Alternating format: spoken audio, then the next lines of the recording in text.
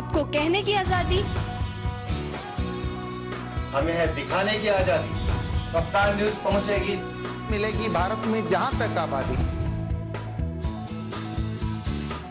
रोज सुबह 9:40 पर एवं रात 9:40 पर, सुबह 3:40 पर एवं दोपहर 3:40 पर।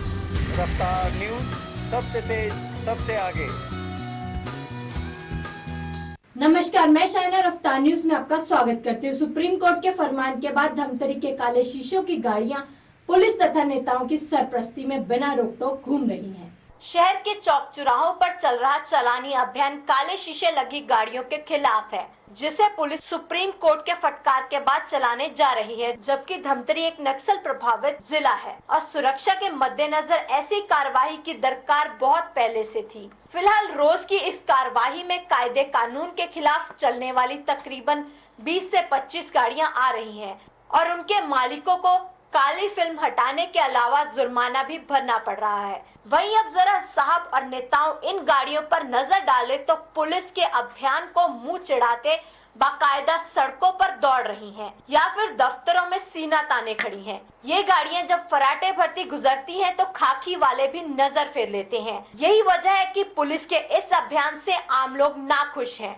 उनका साफ कहना है कि अदालत का फरमान सभी लोगों के लिए सामान्य होना चाहिए। वहीं कार्रवाई में जुटा पुलिस का अमला अपने आप को बेदाग बताने में नहीं थकता। वहीं उनके अफसर ये दावा करते हैं कि चालान में भेदभाव नहीं बरता जा रहा और काली फिल्म सभी की गाड़ियों से हटाया जा रहा है। रफ्तार न्यूज के लिए धमतरी से डोमन साहू की रिपोर्ट।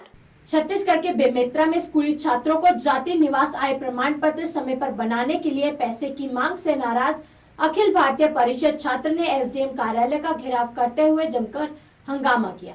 बेमेतरा के छत्तीसगढ़ में स्कूली छात्र छात्राओं का जाति निवास आय प्रमाण पत्र समय पर नहीं बनने, विद्यार्थियों का आरोप यह है कि समय पर प्रमाण पत्र आपको बता दें कि विद्यार्थियों का आरोप यह है कि समय पर प्रमाण पत्र नहीं मिल पाने के कारण उनका एडमिशन किसी भी स्कूल में या कॉलेज में नहीं हो पाया, जिसके कारण उन्होंने हंगामा किया और उन्होंने यह भी बताया कि स्कूल का जो बाबू है वो बिना पैसे लिए कोई काम नहीं करता। इस पे जब हमारे रफ्तार न्यूज के रिपोर्टर ने एसडीएम से पूछा तो उन्होंने रटाया जवाब दिया कि हमारे पास अधिकारियों और कर्मचारियों की कमी कहते हुए अपना पल्ला झाड़ने की कोशिश की।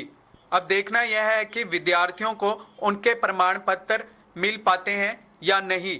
रफ्तार न्यूज के लिए बेमेतरा से गोकर्ण यदु की रिपोर्ट। छत्तीसगढ़ का तीजापुरा का त्योहार पोरा भोजली का ग्रामीण परंपरा के साथ हर्ष और उल्लास के साथ मनाया गया। छत्तीसगढ़ का तीजापुरा के त्योहार पोरा भोजली को ग्रामीण परंपरा के साथ हर्ष और उल्लास से मनाया जाता है। पोरा भोजली की तैयारी कृष्ण जन्माष्टमी के दूसरे दिन कर दी जाती है और 7 दिनों तक सेवा पूजा की जाती है।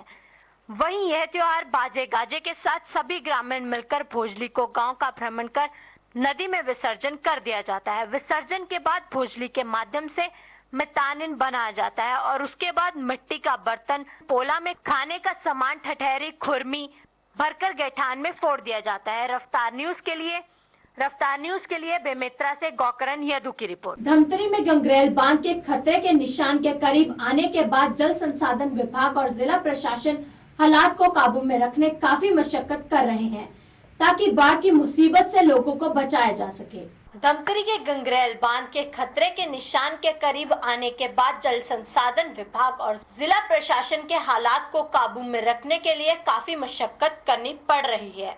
वहीं अब रोज आसमान की और प्रशासनिक अमले के सहित महानदी के किनारे बसे गांव वाले भी देख रहे हैं। वहीं उनका कहना है कि बारिश ना हो क्योंकि मौजूदा हालात में भी जल संसाधन विभाग की तमाम कोशिशें बेकार साबित हुई हैं और उन्हें 30 टीएमसी पानी भरने के बाद हालात को काबू में करने के लिए गंगरेल बांध के गेट खोलने पड़े। वहीं फिलहाल गंगरेल में करीब 92,000 क्यूसेक प्रति सेकंड पानी की आवक हो रही है, जो कि खतरे निशान को कभी भी दे सकता है। वहीं कैचमेंट एरिया से पानी की आवक यही नहीं बनी रही तो बांध के कई और गेट भी किसी घड़ी खुलने पर मजबूर कर देंगे और महानदी के किनारे दर्जनों गांव बाढ़ की वजह से थरथरा उठेंगे। साथ ही इसके अवसर से समूचा छत्तीसगढ़ और ओडिशा भी प्रभावित होगा। क्योंकि गंगरेल के इस और गेट खुलने पर सिहावा से लेकर रायगढ़ और ओडिशा में कटक तक महानदी अपने हद को तोड़ देगी। गांव वाले आने वाले दिनों को लेकर खासे फिक्रमंद है। उनकी माने तो बीते साल में माफिक कई बार के कहर इस बार उन्हें बर्बाद न कर दें, क्योंकि इस मामले में प्रशासन के दावे पर वो भरोसा नहीं कर पा रहे। वहीं जल संसाधन के अफसर बताते हैं कि सारा दमोदार आसमान के ऊपर है। प्रशासन चाहे जो भरोसा दिलाए, पर वो अच्छी तरह से जानते हैं कि कुदरत के कहर के सामने सारी कोशिशें बेकार हो सकती हैं। रविशंकर सागर जलाशय में अभी वर्तमान में आज 12 बजे दोपहर को 1,15,000 क्यूसेक की आवक दर्ज की गई है और उसके बाद 1 बजे 96,000 क्यूसेक, 2 बजे भी 96,000 क्यूसेक की आवक दर्ज हुई है। परंतु कांकेर जिले में जो हमारे बांध का जल ग्रहण क्षेत्र है उसमें अभी भी बारिश की जानकारी सूचना मिल रही है विभिन्न क्षेत्रों से, तो किसी भी समय हमको गेट खोलने की नौबत आ सकती है, क्योंकि लगभग 90% पानी उपयोगी क्षमता का जल भराव हो चुका है। लेकिन अभी गंगरेल पूरा भर गए है। पहले जो बाढ़ आ रही से पूरा गंगा नहात पार तक चल जाती रही से, तो अब स्थिति जैसे अब मान लो कोई पानी ढीला थे तो वही की स्थिति फिर हो जाएगी। अभी भी शासन प्रशासन यहाँ आके कोई भी प्रबंध नहीं करे है। ऐसे ना पानी जब छोड़ दिए तो अब ऊपर वाला ही मालिक ही, अब प्रशासन तो कोई ध्यान ही नहीं दे है। का है भैया, डैम में पानी भर गए, कस के थमल डर लगे रहते कि नदी तीर में बसे हैं तो कभी कभी बाढ़ वाड़ मत आ जाए, ऐसे गई के डर लगे रहते का हमल। कभी भी गेट खुल सकते, दंदना के ओतिल भी पानी आ जाते, वहू डाले तो कस के भर जाते लबालब। रफ्तार न्यूज के लिए छत्तीसगढ़ से डोमन साहू की रिपोर्ट। अब लेते हैं एक छोटा सा ब्रेक। ब्रेक के बाद फिर हाजिर होंगे ताजा तरीन खबरों के साथ।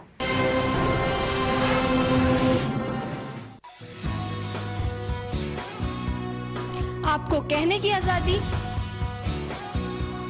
हमें है दिखाने की आजादी। रफ्तार न्यूज पहुंचेगी, मिलेगी भारत में जहां तक आबादी। रोज सुबह 9:40 पर एवं रात 9:40 पर, सुबह 3:40 पर एवं दोपहर 3:40 पर। रफ्तार न्यूज, सबसे तेज सबसे आगे। ब्रेक के बाद फिर स्वागत है रफ्तार न्यूज के साथ। बेमेतरा छत्तीसगढ़ के कंतैली सेक्टर में नवजातन योजना के तहत कोशापन मुक्ति शिविर के नाम पर खाना पूर्ति कर लाखों रुपए का गोलमाल कर रहे हैं। बेमेतरा के कंतौली सेक्टर में कुपोषण मुक्ति शिविर लगाया गया। कुपोषण मुक्ति शिविर में गांव से सैकड़ों बच्चे और माताएं जांच करवाने व दवाई लेने के लिए इस शिविर में पहुंची। आपको बता दें, जहां ना तो बैठने और ना ही पीने के पानी की व्यवस्था की गई थी, जिसकी वजह से बच्चे प्यासे रहे। वहीं दूसरी तरफ देखने को मिला कि विभाग के सुपरवाइजर खाना पूर्ति करने और फर्जी रिकॉर्ड भरने में मस्त थे और इस व्यवस्था के बारे में मीडिया ने जब हस्तक्षेप किया तो जिला महिला कार्यक्रम अधिकारी बीडी पटेल शिविर स्थल पर तो आए, पर रफ्तार न्यूज के कैमरे को देख उल्टे पांव भाग खड़े हुए। इससे यह साफ पता चलता है कि कुपोषण मुक्ति शिविर के नाम पर महिला बाल विकास विभाग खाना पूर्ति कर शिविर के नाम पर लाखों रुपए का गोलमाल कर रहा है। कुपोषण मुक्ति शिविर लगा है, इसमें बच्चे लोगों का वजन हो रहा है, उसमें ग्रेडिंग निकाल रहे हैं। उसके बाद ना जो डॉक्टर सलाह करता बैठे हैं उनके पास जाकर उसका ट्रीटमेंट करवा रहे हैं, आवश्यक सलाह दे रहे हैं। यहाँ पर व्यवस्था की क्या अधिकारी कर्मचारी आ रहे हैं? अधिकारी कर्मचारी तो है, लेकिन यहाँ व्यवस्था बैठने की व्यवस्था नहीं है, ना पानी वगैरह नहीं है, जिससे बच्चों को माताओं को बहुत परेशानी हुई है। ये आंगनबाड़ी कार्यकर्ताओं की तरफ से और उनके मैडमों की तरफ से व्यवस्था से कि कुपोषित वाले बच्चों को यहाँ लाया जाए, उनको दवाई पानी सब चीज दिया जाए, और उनके मैडम की तरफ से व्यवस्था की गई थी। हमारे डॉक्टर साहब हम लोग को यहाँ ड्यूटी लगाए थे, परंतु यहाँ की व्यवस्था अच्छी नहीं है। जिला स्तर के अधिकारी नहीं आते, हमारे यहाँ डीएमओ बस आए थे। इस प्रकार की व्यवस्था करवाते हैं तो यहाँ इस तरह का कैंप न रखा जाए। जी हाँ। रफ्तार न्यूज के लिए बेमेतरा से गोकर्ण यदू की रिपोर्ट। रायगढ़ शहर में जहां दर्जन भर से अधिक बड़े उद्योग स्थापित हैं, वहीं छोटी सी उम्र में ही अपने दोनों किडनियां खो चुके सुरेंद्र की जिंदगी शासन प्रशासन और वादों पर टिकी हुई है। दानवीरों की नगरी कहा जाने वाला रायगढ़ में यहाँ कई बड़ी बड़ी हस्तियों ने जन्म लिया। वहाँ अपने इलाज में अपना सब कुछ गंवा चुके सुरेंद्र पटेल की सहायता करना किसी ने मुनासिब नहीं समझा। छोटी सी उम्र में ही अपनी दोनों किडनियां खो चुके सुरेंद्र के इलाज के लिए शासन प्रशासन व स्वयंसेवी संस्थाओं के चक्कर लगा लगा कर थक चुका है। ऐसे में उसके संघर्ष का दामन थामे उसका बड़ा भाई सुनील पटेल सहयोग राशि जमा करके सुरेंद्र की डायलिसिस करवाता है। अब सवाल यह उठता है कि अब सिर्फ उसका परिवार सहयोग और वादों पर ही जिंदा है। अपनी आपबीती सुनाते हुए सुनील पटेल की उम्मीदें भी अब टूटने लगी है। ऐसे में रायगढ़ के वरिष्ठ पत्रकार श्री सुभाष त्रिपाठी की अपील कर hello media news network Raigarh ने 21,000 रुपए की राशि का चेक पीड़ित को सौंपा तथा उसके आगे के इलाज के लिए समाज के अन्य लोगों से सहयोग की अपील की। स्टार न्यूज के लिए नितिन सिन्हा की रिपोर्ट। तो ज़्यादा समय नहीं है तो हमारा पहले कर देंगे, लेकिन जल्दी से कर सके इंतजाम करके। कलेक्टर साहब या कोई यहाँ उद्योग धंधे कोई मदद करेगा अपने CSR अपने फंड वगैरह से करके, लेकिन कहीं कोई स्वास्थ्य मंत्री से लेकर के सारे MLA वगैरह सब चीज MP वगैरह सब चीज छान मारी, किसी ने कोई की स्थिति में केवल घर रहने मात्र का जो घर है वही है, बाकी सब कुछ बिक चुका है। इससे पहले गांव वाले चंदा करके इसकी डायलिसिस कराते थे, मोहल्ले वाले रिलेटिव। मेरे आग्रह को स्वीकार किया और इस अभियान की शुरुआत की और आज उन्होंने अपनी तरफ से 21,000 रुपये का चेक इनकी चिकित्सा की सहायता के लिए दी है। उसे दी जा रही सहायता की राशि आंध्रा बैंक में उसके नाम के खाते पर जमा की जा रही है। रफ्तार न्यूज के लिए रायगढ़ से नितिन सिन्हा की रिपोर्ट। रायगढ़ के ललुंगा विकासखंड में जब महामहिम श्रीमती प्रतिभा देवी सिंह पाटिल का फोन गरीब वाला पिंकी गुप्ता को आया, तब पिंकी का चेहरा खुशी के मारे चमक उठा। रायगढ़ के ललुंगा विकासखंड की गरीब वाला पिंकी गुप्ता का चेहरा तब चमक उठा जब उसकी प्रतिभा का सम्मान करने के लिए तत्कालीन राष्ट्रपति महामहिम श्रीमती प्रतिभा देवी सिंह पाटिल का फोन उसके घर आया। राष्ट्रपति ने पिंकी से बात कर उसे अपने पास बुलाया, जहां पिंकी गुप्ता विशेष मेहमान बनकर करीब 8 घंटे महामहिम के साथ रही। वहीं राष्ट्रपति महोदय ने पिंकी की प्रतिभा को पहचान कर उसे अपशिष्ट पदार्थों के प्रबंधन पर सम्मानित किया, परंतु सम्मान और राष्ट्रपति की इच्छा धीरे धीरे व्यवस्था की भेंट चढ़कर दम तोड़ने लगी। परंतु बड़ी बड़ी योजना बनाने में लगे हमारे जनप्रतिनिधियों और अधिकारियों ने झूठे वादों के अलावा पिंकी गुप्ता को कुछ नहीं दिया। वैसे भी राष्ट्रपति का सम्मान और प्रतिभा इनके लिए कहाँ मायने रखती हैं। प्रेस के माध्यम से मैं यह बताना चाहती हूँ कि मुझे सम्मान दिया गया 8 मार्च 2009 में, लेकिन अब मुझे बहुत ही प्रकार का संभावना दिया गया कि तुम्हारे लिए ये करेंगे वो करेंगे, लेकिन कुछ हुआ नहीं। और लेकिन शासन इसकी ओर कुछ भी ध्यान नहीं दिया और मेरे को 3 महीने का काम दिया गया, उसके बाद बंद कर दिया। 2009 में पिंकी मुझसे राष्ट्रपति भवन में आकर मिली थी और मैं उनके कार्य से बहुत प्रभावित हुई थी। मैं चाहूंगी कि वे अपने कार्य को जारी रखें ताकि महिलाओं को इससे प्रेरणा प्राप्त हो। रफ्तार न्यूज के लिए रायगढ़ से नितिन सिन्हा की रिपोर्ट। प्राइवेट स्कूलों को लूटने का कोई न कोई मौका चाहिए। पटियाला के प्लेवे स्कूल पर जनरेटर के नाम पर हजारों रुपए ऐंठने का आरोप लगा है।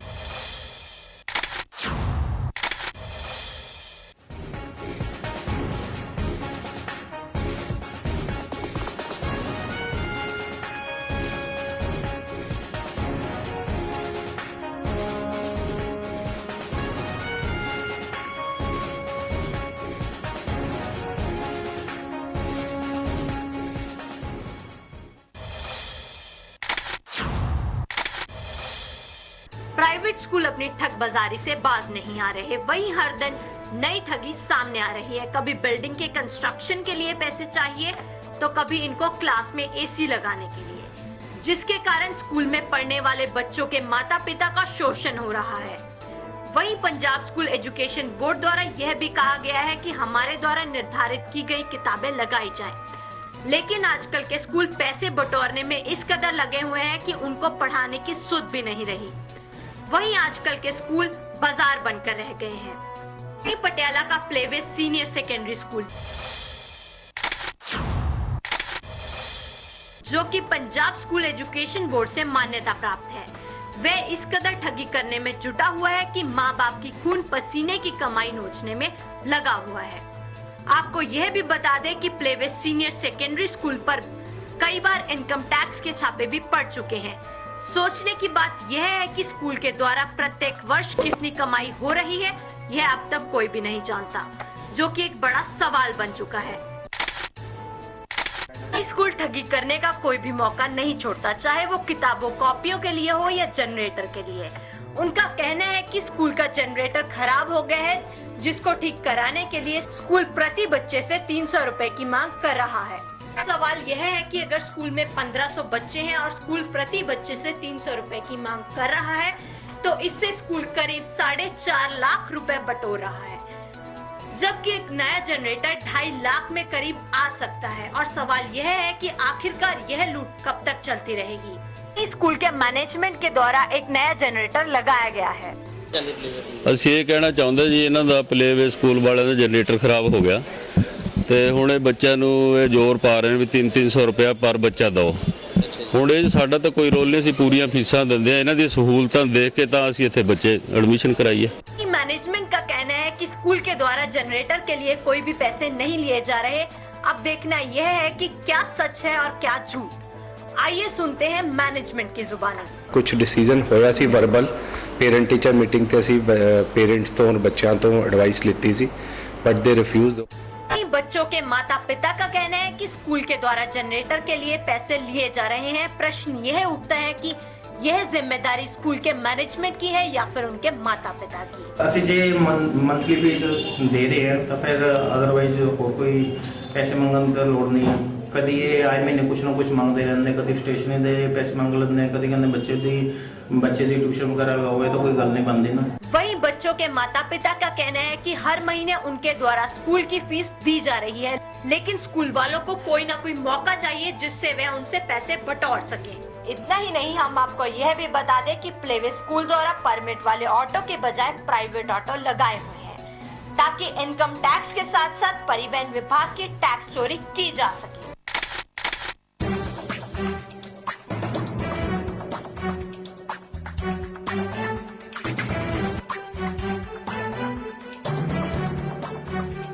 यही नहीं, ऑटो में बच्चे इस कदर ठूस कर भरे होते हैं कि बच्चों को बैठने में बहुत दिक्कत आती है। वहीं ऑटो ड्राइवर का कहना है कि यह ऑटो प्राइवेट है, और जब रफ्तार न्यूज की टीम ने उससे बात करने की कोशिश की तो उसने कुछ भी कहने से इनकार कर दिया। आइए देखते हैं क्या कहना है इस ऑटो ड्राइवर का। नंबर अगे जाके देखो, अपनी लिख लो, फोन नंबर आ गया तो देखो, सबका फोन कर दो। बच्चे कितने बैठे हैं? मैं काउंटिंग नहीं करता, क्योंकि बच्चे बैठाए दोनों पता, मैं गिनती नहीं करता, जितने बच्चे मर्जी बैठे, मैं काउंटिंग ही नहीं करता। जी हाँ, आपने सुना क्या कह रहा है ये ऑटो ड्राइवर। चलो एक बार फिर से सुनते हैं क्या कहता है ये ऑटो ड्राइवर। मैं काउंटिंग नहीं करता, क्योंकि बच्चे बैठाए दोनों पता, मैं गिनती नहीं करता। रफ्तार न्यूज के लिए पटियाला से आकाश के साथ पीयूष गुप्ता की रिपोर्ट।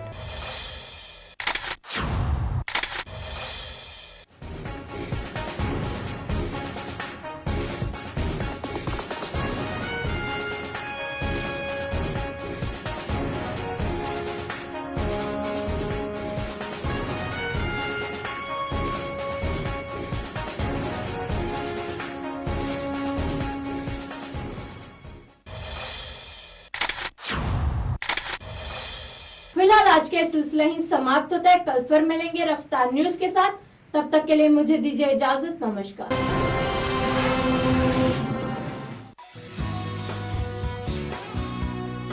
आपको कहने की आजादी, हमें है दिखाने की आजादी। रफ्तार न्यूज पहुंचेगी, मिलेगी भारत में जहां तक आबादी। रोज सुबह 9:40 पर एवं रात 9:40 पर, सुबह 3:40 पर एवं दोपहर 3:40 पर। रफ्तार न्यूज, सबसे तेज सबसे आगे। खेती हमारे देश की शान है, भारत के लिए एक वरदान है। यदि आप हैं एक सफल किसान तो संपर्क करें 9041868800।